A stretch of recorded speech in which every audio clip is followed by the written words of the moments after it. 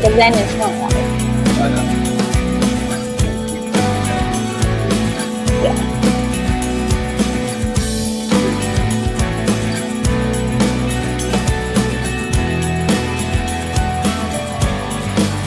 How many people do we have? Hi, welcome to another monthly broadcast. Thank you so much for joining us in every broadcast. Last time we actually had so many questions. A lot of questions were actually about Ireland. So today I wanted to ask to everyone watching, how many of you have actually expanded to Ireland already? How many of you have started the process of getting registered in Ireland? I'd be really interested to see how many. And if you haven't, then obviously you're more than welcome to ask us any questions throughout the broadcast, whether it's about Ireland or the topics that we're going to cover today. So all you have to do, pop them on the chat, and then Laura and I will answer them at the end of the broadcast. So just keep popping them on the chat as you are listening to the broadcast, and we'll cover them at the end. So the first topic that we're going to cover. The first topic we're going to cover today is how to sell on TikTok. We get quite a lot of questions about this, so we just want to go through a couple of the bits of information that you would need to know. After we discuss about selling on TikTok, we actually want to talk about the tariffs. Tariffs has been such an important conversation at the moment. It's the topic everywhere. We see it all the time. All our clients are asking about it, especially it's going to affect the way that you sell in the US. So we're seeing quite a shift into selling into Europe. So some of our colleagues are actually going to take over. They're going to talk about that. You, again, ask as many questions as you want on it. We just want to keep you informed about tariffs and how this is going to affect your business. Another question that we get a lot is about EPR. Probably if you're selling on Amazon, you'll have got notifications about new countries having new legislation and the services that will be available at Avask as well. So we're just going to talk about where you need to register for EPR if you're selling on Amazon in Europe. After the topic about EPR, Connor will be joining me because we just want to discuss seasonal sales. It's an important topic of conversation. Again, we talk about Mother's Day, Christmas, Chinese New Year, and how this is going to affect the sales in all of Europe, UK, US, all over the world. So Connor will be joining me to discuss that. So last but not least, a big announcement, we will be extending our spring promotion. So those of you who are maybe not quite ready yet or just needed a few more weeks, you'll be glad to know that you'll still be able to use that. So there'll be more details about the promotion and you can find out more on our website. Great. Well, as we mentioned at the beginning, do pop any questions that you have on the chat and we'll answer them at the end. But we'll start off talking about TikTok.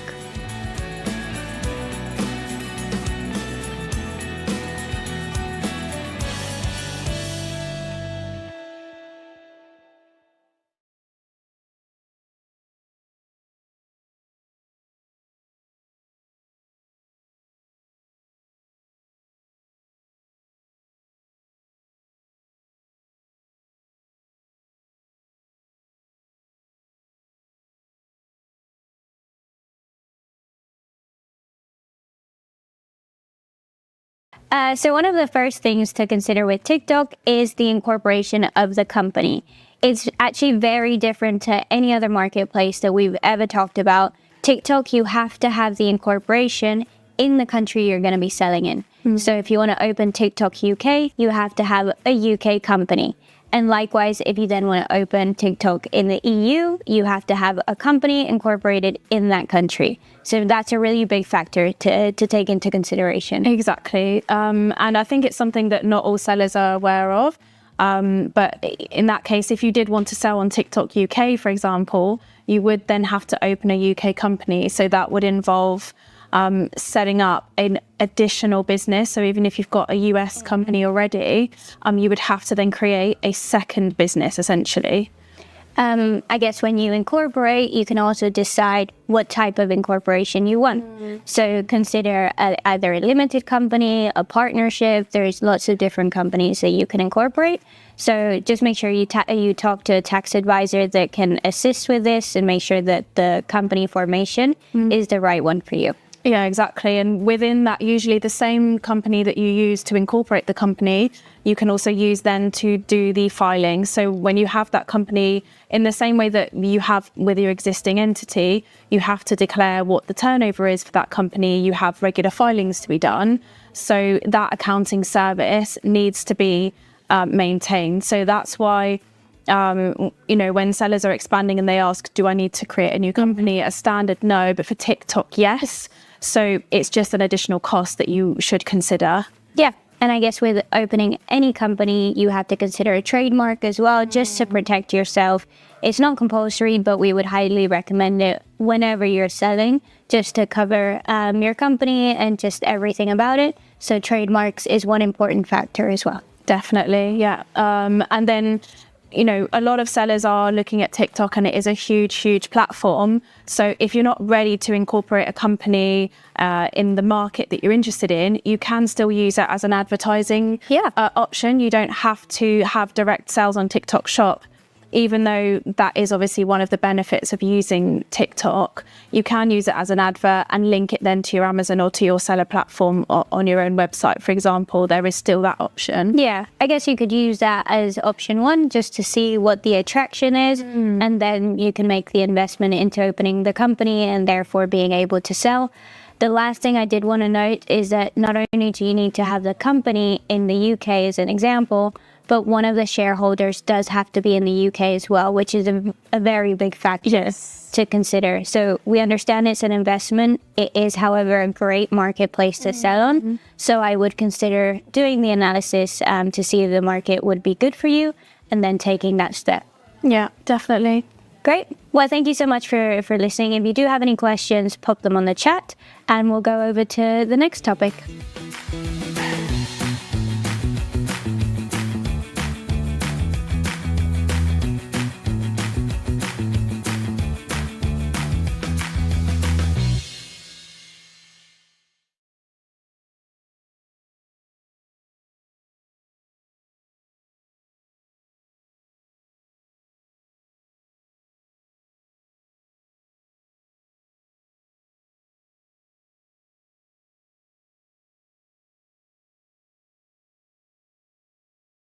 Expanding into Europe can be a huge growth opportunity for all e-commerce sellers, but there's a lot of misconceptions out there and they often trip people up.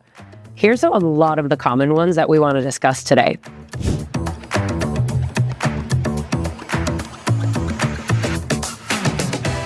First one, Europe is a one big market. Many sellers actually think that Europe functions like the US.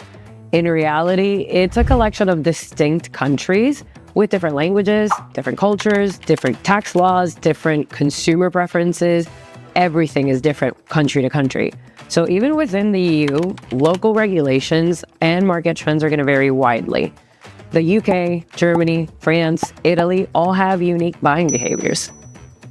Not just that, but value-added tax, VAT, is just like US sales tax. That's what a lot of people think. But VAT is actually a consumption tax that applies at every stage of production and sale. It's not just at checkout like what US sales tax is.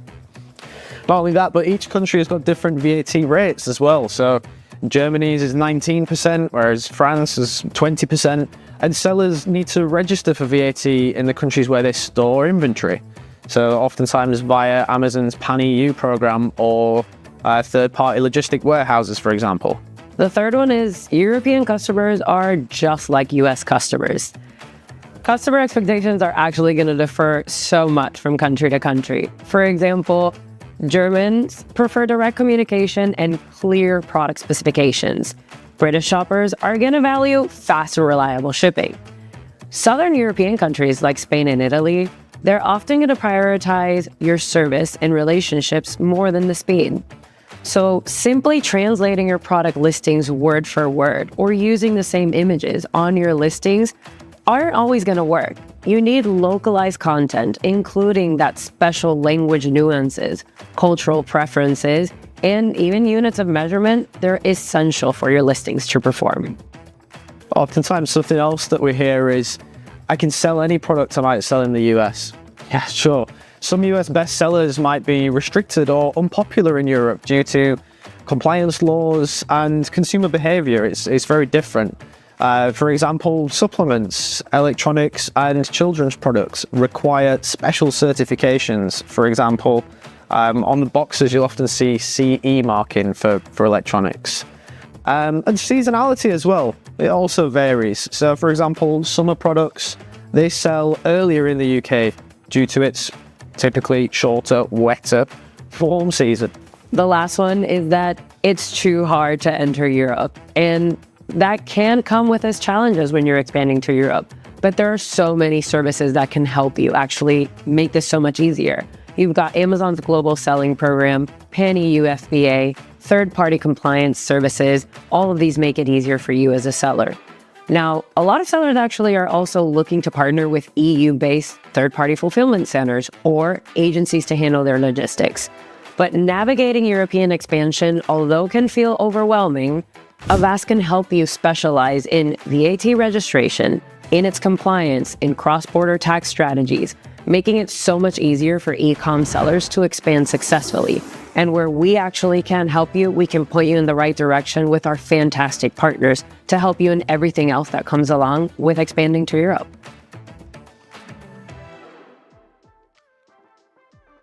As we have broken down the common misconceptions about selling and doing business into the EU, I'm joined here today by my colleague Louis from the Business Development Department here at Avast, and by my colleague Toby, who is the manager of the Customs Department. And we would like to discuss a little bit more in depth about what do you need to keep in mind and what are the key points you need to take in order to expand into the EU successfully. Louis, can you start by telling me what are the key points that the sellers will need to keep in mind when they're considering expanding into the EU? I think the three things that we often get, especially from US sellers, is just questions about VAT, about EPR, and about GPSR as well. So there's a lot of individual acronyms there, so we can break them down. So firstly, VAT, value added tax. So across all of the EU countries, they've got different VAT rates. It's very different to the US, where you would just have a normal sales tax. In the EU, you pay a value added tax, which is sort of embedded into the price of the goods. So that's quite difficult for US sellers to sometimes get their head around. But again, we're here to support with that and give you advice on what it is. EPR is extended producer responsibility. So that's a new sort of eco tax, which is coming into a lot of the European countries. We're seeing at the moment that Germany, Austria, Spain, and France have already got this, which is already established. So basically what they do is in those countries they will charge you based on the amount of waste that you're producing into those countries. So it's like a tax to manage the waste that you're producing into one specific territory. We are seeing that over the next few months there'll be an expansion of that as well. So it'll start to come into effect in new countries also. And then the other thing is GPSR, so General Product Safety Regulations. So the EU obviously has different regulations to the US, and you've just got to be compliant with your packaging and your labeling and things like that. So it's just these different terms that are sometimes a little bit confusing for US sellers to get their head around. But again, we've got offices all over the EU, and we can talk to the local tax authorities in those places. So we can help simplify all of that for these US sellers. Thank you. And what are the blockers that you see sellers facing when they start their expansion? I think the most common blocker would be probably the timeframes. Some businesses are somewhat seasonal. So for example, if you want to get a VAT number in Germany now, for example, it might take you 12 weeks before you get registered. And up until then, you can't actually store any goods in Germany. So some sellers, if they want to get ready for the summer season, maybe they need to start that registration now so that they can get their goods into Germany by, June, July. So sometimes that can be a bit of a blocker for some clients. I would say that's probably the most common one that we get. Perfect. Thank you. And talking about storage, Toby, as you're here, can you give us a little bit more information of what is the process in getting the goods actually stored into the country? What do the sellers need to keep in mind when they're booking a shipment with their transport provider? Yeah, so I think when you're shipping into the EU, you need to be aware of the situation you're in. So you're not an EU incorporated business. You don't have, or you most likely will not have a facility there, you'll be relying on a 3PL or alternative to import and store.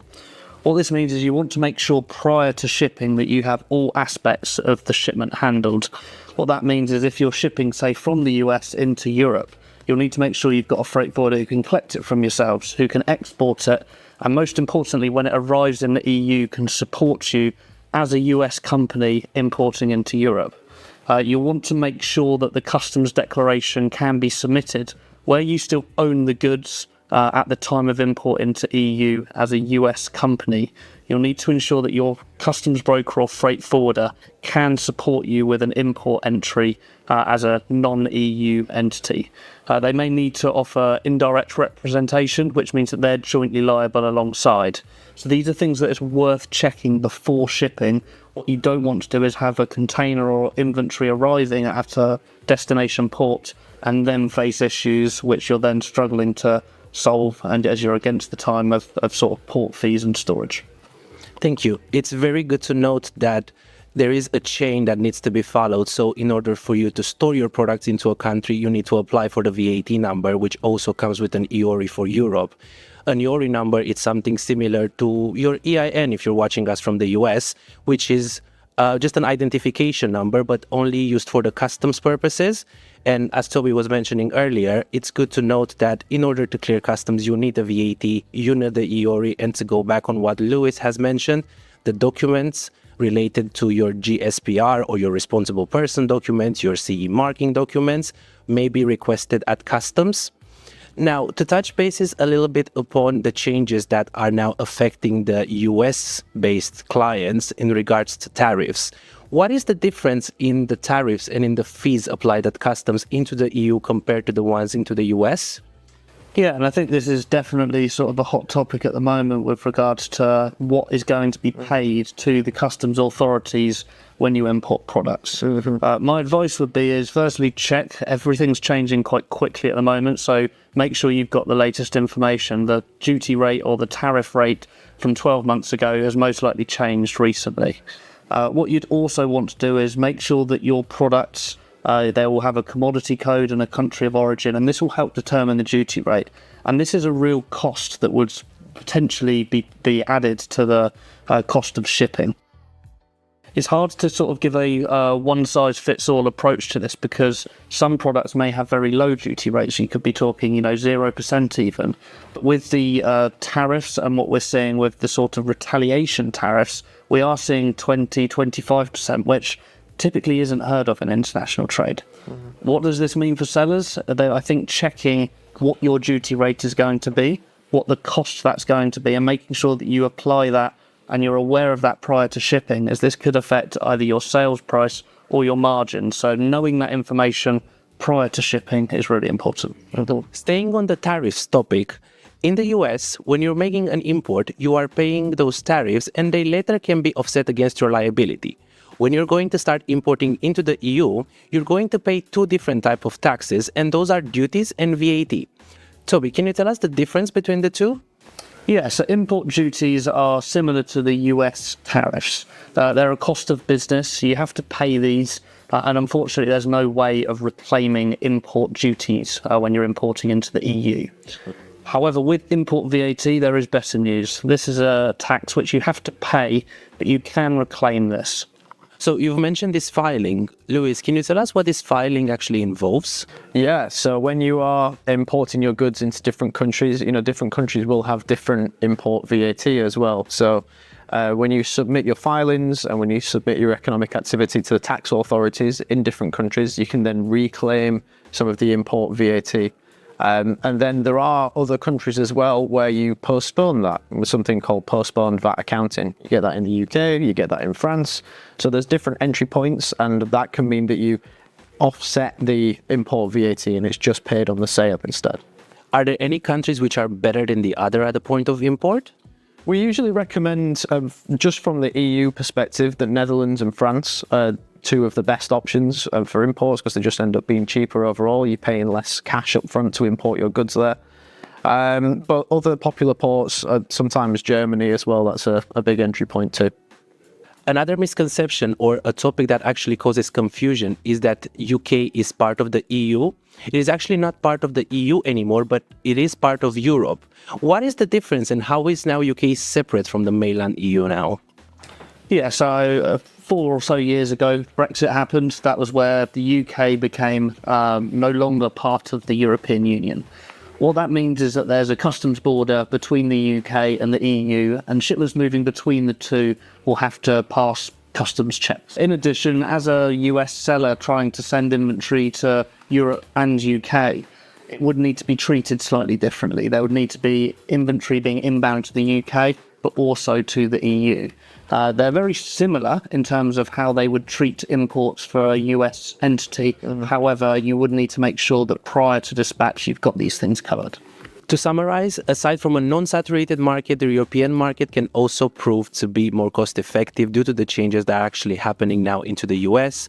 To give you perspective, if you have a look on the graph showing now on the screen, this is where we were at the beginning of the month. Those are the new changes which have been implemented. Make sure you stay informed, make sure you ask questions, and don't forget we have a live session at the end of this, so you can ask questions live directly to my colleagues Natalia and Laura.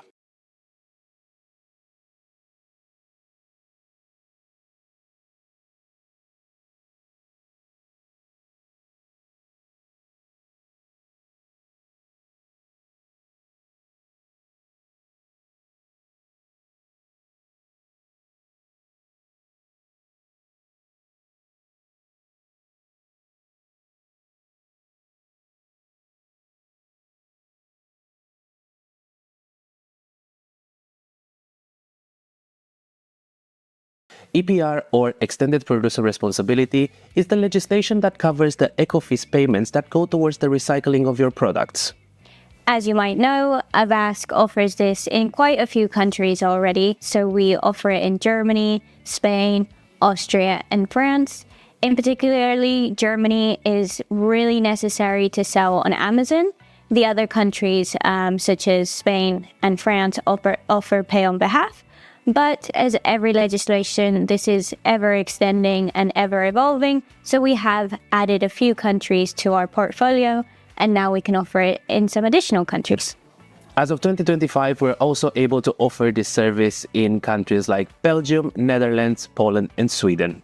Yeah, so very exciting for everyone watching. If you are selling in these marketplaces, Avask can now help you. The categories that we'll be covering are packaging, batteries, and triple E being electronics. So we were offering these before in the other countries that we mentioned, but now we also offer it in these 4 additional ones. In addition to the 3 main categories that Natalia mentioned, in Austria they're also adding single-use plastic, so it's very important for you to know that if you are selling food products, you may fall into this category and you may need to register and file from 2025.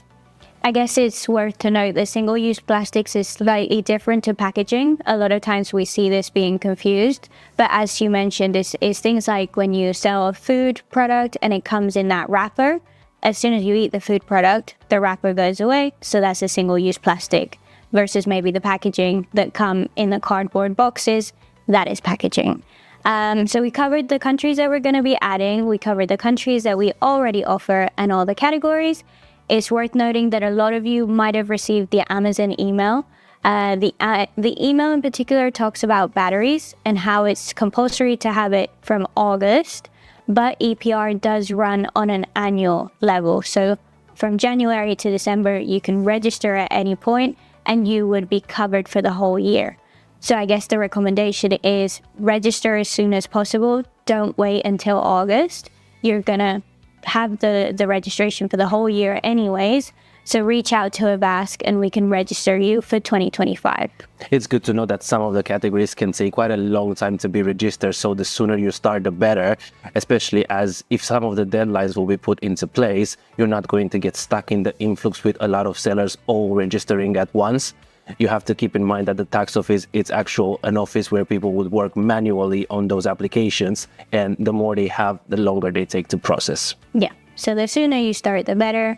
Reach out to us. We can analyze what products you sell, what countries you sell in. We can give you exact fees based on this, and then we can start the process. If you do have any questions, as always, put them on the chat, and then Laura is going to be joining me, and we'll answer all those questions. But we'll head on to the next topic.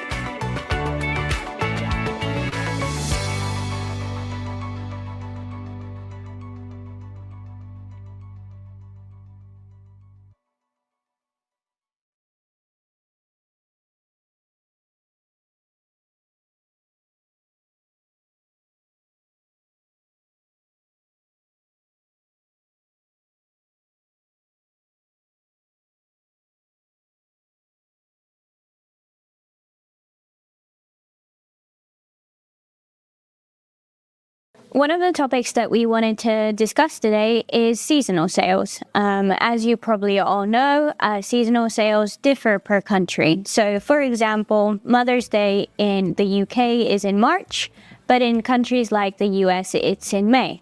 So the reason why we wanted to talk about it today is because if you're already changing your products and your listings to benefit from these seasonal sales, don't just do it in one country. Do it in so many. You put the effort into changing it already for one, use it and sell in other countries at different times of the year. So Mother's Day is just one example, isn't it? Yeah, we've got plenty of other examples such as Black Friday, Cyber Monday. It's a massive shopping day in the US and expanding to Europe. Singles Day in China is the largest online retail shopping day in the world. Back to school, that's celebrated around the world, usually late summer for kids going back to school. And then Christmas is recognized by many countries around the world. So back to school, actually, every country starts at different points of the year, don't they, to school? September, sometimes August. So again, your seasonal sales for that specific festivity, or I guess it's not a festivity in this case, but would be longer if you sold in different countries. So I guess with all of this, selling in different countries, we did want to talk about localizing your listings. It's not good enough just to copy and paste, or if you sell in the US and the UK to have the exact same listing, because different countries use different keywords and different terms. So we just want to make sure that if you're expanding and selling in several countries, that your listings reflect that. I've got a few examples for localization. So sneakers in America compared to trainers in the UK, cookies to biscuits, sidewalk to path. And then we've got other examples as well. It's not just English. We can put it into Spanish. So an example for Mexican, what would that be? I guess in Mexico, they say camión. And in Spanish, what would they say in Spanish? In Spanish, autobús. So if you sell little buses, for example, camión for us means truck. So if I was to type that in, I would see a truck, whereas they're looking for a bus. So it's just tiny things like that then your product will just not show up because you're using the wrong term. So just bear in mind if you're selling internationally, it's not just in English, there's localization in every single language. And this really will help with your listings, with your products. Obviously, the higher your rating, the more likely you're going to get sales and exposure for your brands. Yeah, perfect. And then the last aspect that we wanted to talk about is actually stock. So if you are going to sell in multiple countries, you're going to sell using different festivities, just make sure you have enough stock to actually sell at all these times of the year.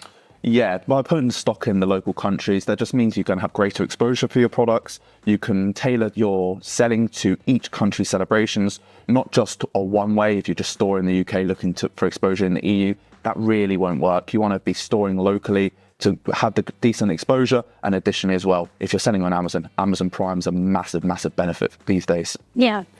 While you're talking about Amazon, in one of our other broadcasts, we talked about the actual listing title, that they have changed the policy. So you have a restriction on characters, 200 characters is the maximum. If you do want to hear more about this, we have all the recordings of the other broadcasts that you can have a look. But that's something to note as well, isn't it? Definitely, yeah. If you do have any questions about this, please don't hesitate to reach out to us. We have partners across the e-commerce sphere, meaning that we would be happy to assist you on any aspect that you have of any topic we've discussed today. Additionally to that as well, with our partners in place with the localizations, we have 3PL partners that can assist with everything that we have discussed. Yeah, perfect. One thing that we were talking about before this with the whole technical terms is cookies, biscuits, and cakes. Okay, yes. So we wanted to ask everyone that's watching today, cookies has one type of tax rate, a VAT rate, and cakes has another one. Yeah. So the question to you today is, what tax rate do you think each one of these products has? Pop them on the chat and we'll see if anyone is right, because it is very different. So hopefully you found this insightful. Again, if you have any questions, pop them on the chat. Let's see what your answer is to cookies versus cakes, and we'll go on to the next topic.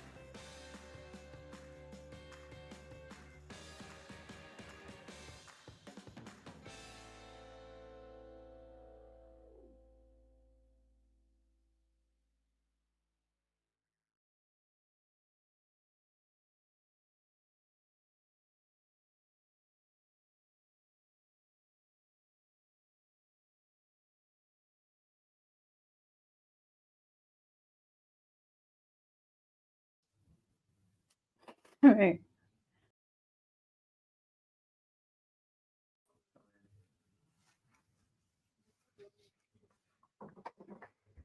Thank you so much for watching. If you do have any questions on any of the topics that we've talked about today, you can just pop them on the chat. One of the things that we said right at the beginning that maybe some people missed is that our spring promotion has been extended. So you now have until the end of May to use it. So you get your first VAT registration for free, any additional ones for 50% off. And if you already have your VAT numbers, you can still benefit from the promotion, because we'll give you 10% off your filings. So a great promotion to have. Yeah, and it's extended till the end of May. Yeah. So don't miss out. Yeah, a whole month to make use of it. It will then end in May, so we won't be able to offer it in June. So if you were thinking about expanding, now is the time.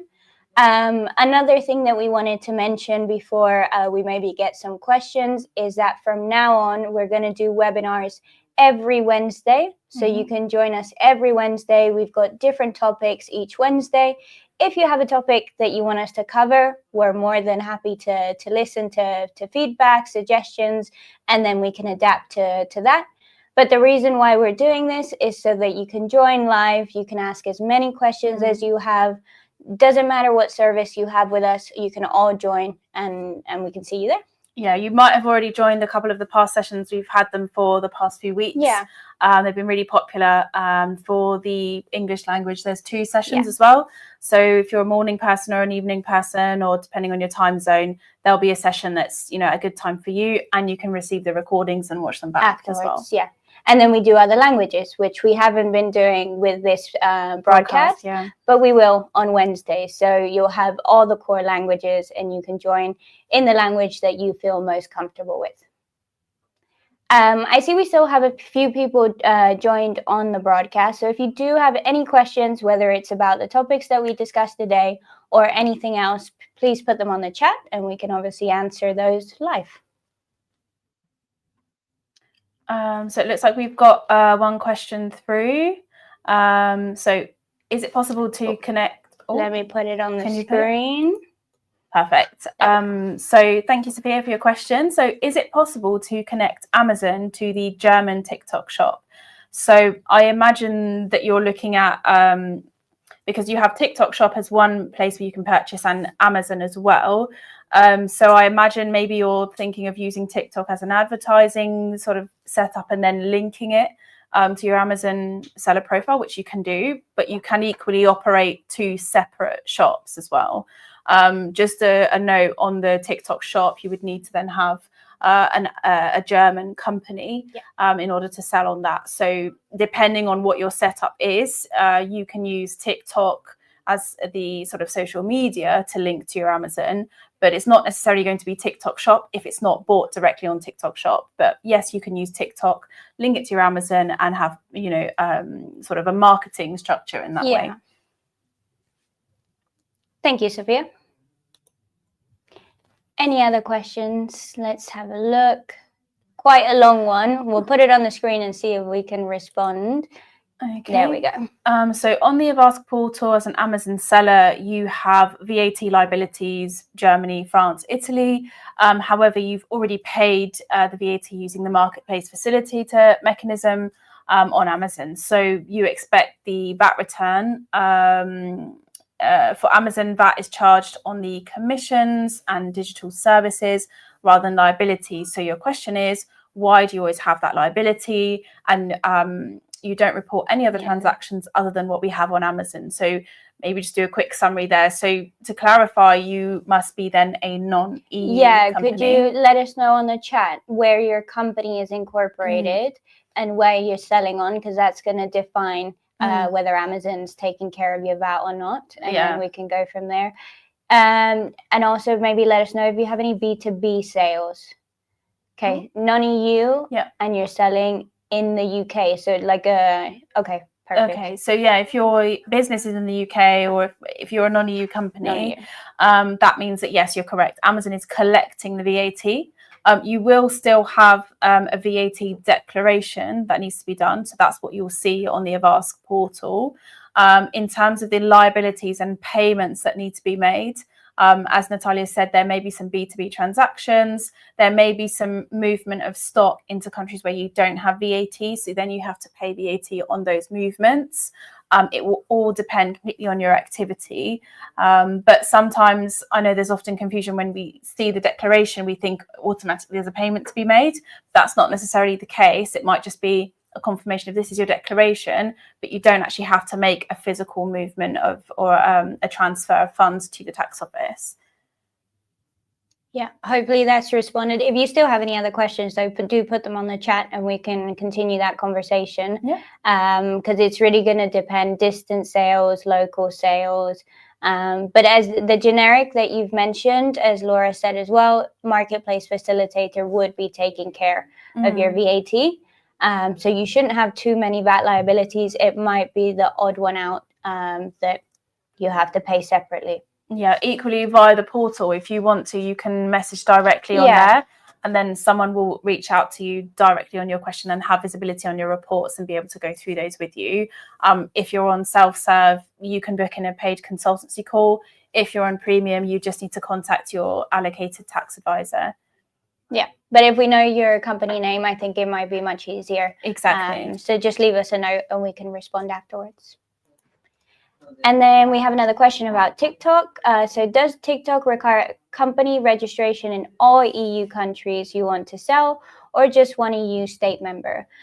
So you need to have the company incorporation in the country that you want to sell on. So it's more to do with company incorporation and being registered in that country. So going back to Sophia's question, for example, if you want to sell on TikTok Germany, you have to have the company incorporated in Germany. Then if you need a VAT number, that's going to depend on the thresholds by country. So that's different, but you would need to have a company in each EU country that you want to sell on. Yeah, so that's the big difference, I guess, between TikTok and Amazon, is if you are going to sell on TikTok, that is quite a big investment, exactly, I guess. Yeah. What we are finding is that you could just register in one country, and then rather than having TikTok in all the different countries, which means you have to have different companies, just have the TikTok as a platform. But as Sophia was saying as well, link it to your Amazon account, because then you don't need to have this expensive investment into different companies. You can start with one, see the attraction in the other ones, and then move and move. Perfect.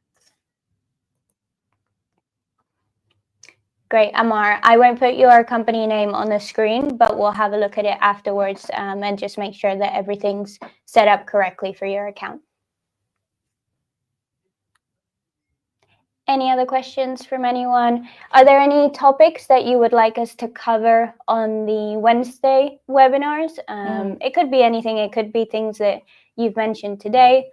Anything that would help you sell, profit, expand, anything like that. Yeah, even like portal demos and things like that. So if you have a question about, you know, how the filing works, or where does the VAT come from in terms of the Amazon VAT reports. I mean, it's not the most exciting topic, but obviously if that's something that is relevant to you, we're more than happy to take suggestions on the webinar and the content so that it's relevant to you. So I think if we don't have any more questions on the chat, we just want to finish by reminding everyone saying that we have the spring promotion until the end of May. So do make use of it. We don't often have promotions, so that would be good to use. And then the Irish promotion, which is actually until the end of December. So you have plenty of time, but there is a lot of interest in Ireland. So the sooner you get going, the better, because then the Irish authorities can give you the VAT number. I've seen some comments on the chat, so we can do portal demo, how VAT works. That's great. We can definitely cover that on Wednesday. And then we have a question. Yeah, let's finish with this one then. Okay, so we are finding it confusing to understand the different VAT rules for EU B2B orders. Are you able to elaborate on this? So this is often a question that we get about B2B sales, because it can depend on if you have, let's say, for example, goods stored in Germany and you make a purchase from that supplier in Germany, and then it's sent to your fulfillment center in Germany. So because those goods have not left Germany, VAT is due on that sale. So you would expect to pay that VAT and reclaim it. However, if you had the same sale and the goods moved from Germany then into France, and they obviously crossed that border, that would then be an EC sale, which is not including VAT. So if you're ever unsure about, if you should or shouldn't be charging or paying VAT on B2B orders, check where the goods are going to and from. That will usually indicate to you as to if VAT is due or not. And I guess then the only caveat to all that is the reverse mechanism that exists in some countries. So I see, Richard, you're a UK-based company selling B2B. Often if you make a sale in Netherlands or in Italy, where the products are in Italy, and then you sell to a business in Italy, or they're in Netherlands and you sell to a company in Netherlands, although the generic rule would be that because it's B2B within the same country, you should be applying VAT, because you're a UK company and they're a Netherlands company, for example, reverse mechanism would apply and you would have no VAT on it. So what we can do after this is send you like a flow chart that you can follow and just say, did my sale take place in Italy? Yes. Was it to an Italian company? Yes. Reverse mechanism. So you could follow that, and hopefully that helps.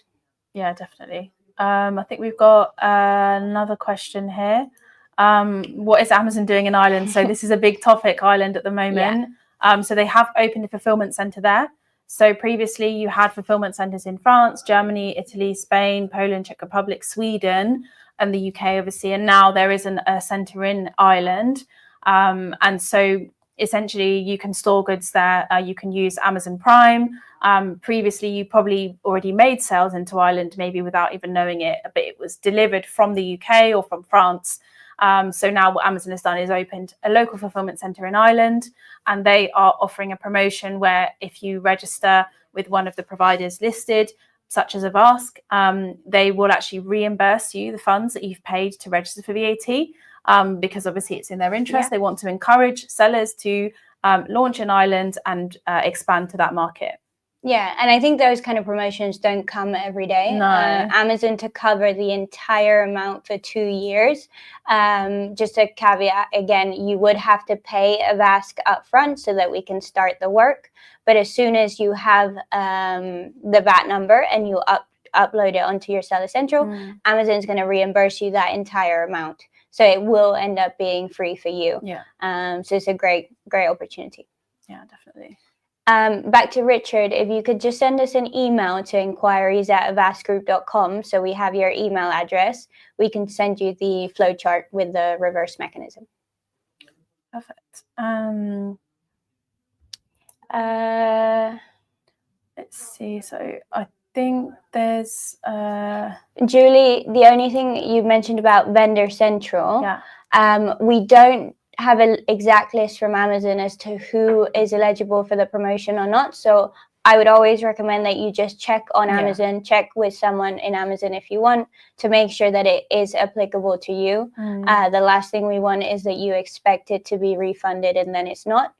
For now, we've seen that 99% of sellers are eligible for it. So I would be surprised if you're not. But because you're vendor central, I would just triple check just in case. I can see there's another comment that you're VAT registered already in Ireland. Oh, okay. I think, to my understanding, it's only for new sellers that are ones. going to be launching in the country. So it might not be applicable to you, but like Natalia said, to double check the terms and conditions of the promotion via your Amazon Seller Central or via your account manager with Amazon, or just in the FAQs on Amazon. Yeah. But Julie, if you need help filing the Irish VAT, we can also help you. Even if it's off the promotion, we could come up with a monthly fee that suits you, and we could file that for you. Perfect. Nice. Well, if there's no more questions, I think we'll stop it there. Do let us know if you have any other topics that you want us to cover. Next week is actually about Ireland. Yeah. So if you do have any further questions or you just want a refresher from the beginning, do join us there. We'll send it out to all our clients. So if you're on the newsletter, you'll definitely receive it. And hopefully we'll see you there. Thank you. Thank you.